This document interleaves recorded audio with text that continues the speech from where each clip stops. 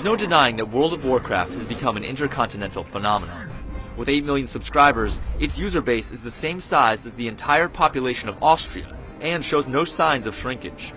Considering players wait for patches like they're the Second Coming, the first proper expansion, the Burning Crusade, could cut into our country's economy. Is it worth the $40, or is this crusade destined to burn?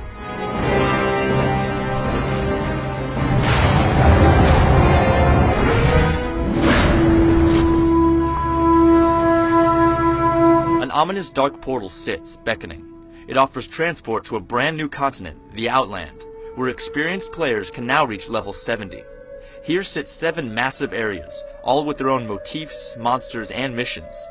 Some areas echo other areas of Azeroth, but each puts in enough effort with unique geometry and animation that the local flora and fauna are still pretty diverse. Various towers and keeps dot the map for the first time, and can be won by either the Alliance or the Horde through player versus player combat.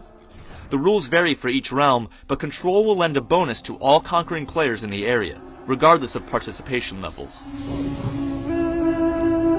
The Outland also features a host of cities and instances, and with 7 areas spilling over roughly 10 experience levels of content, it all means a huge playground filled with enough quests, gold, and gear to make an undead priest turn pale. And for those who want to live the glory days all over again, Blizzard has supplied 2 new races, the Draenei and the Blood Elves. The Draenei are blue-hued, trans-dimensional beings in touch with nature and allied with the Alliance. As part of the Horde, the Blood Elves are driven by a need to master the arcane arts and aren't exactly kissing cousins with the Alliance's Night Elves. The 2 new races mark the first time that Paladins and Shamans can be played by the opposing faction. There's also 2 unique areas for each, along with capital cities and their mounts. As far as expansion packs go, the Burning Crusade is bursting with content. Rarely will you get this much playtime out of something that costs so little.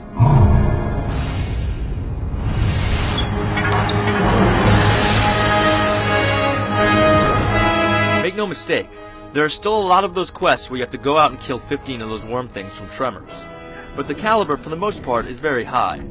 It's also very fulfilling, with quest rewards that will be replacing your current wardrobe immediately, and drops that make some of old Azeroth's rewards seem not worth the effort. The player versus player areas can be great fun as long as both sides are into it. Unlike the player arenas of the past that required participation, sometimes the other side simply doesn't want to play. The areas for the new races number into the upper teens, but once you hit level 20, your Blood Elf Paladin will be experiencing the same content for the next 40 levels. If you're thinking about diving into the World of Warcraft pool, stay in the shallows and start with the original. While the new races are great, the lack of new classes, which really build the bulk of the WoW experience, stings a bit. Turns out, an Alliance Shaman plays pretty much like any other Shaman.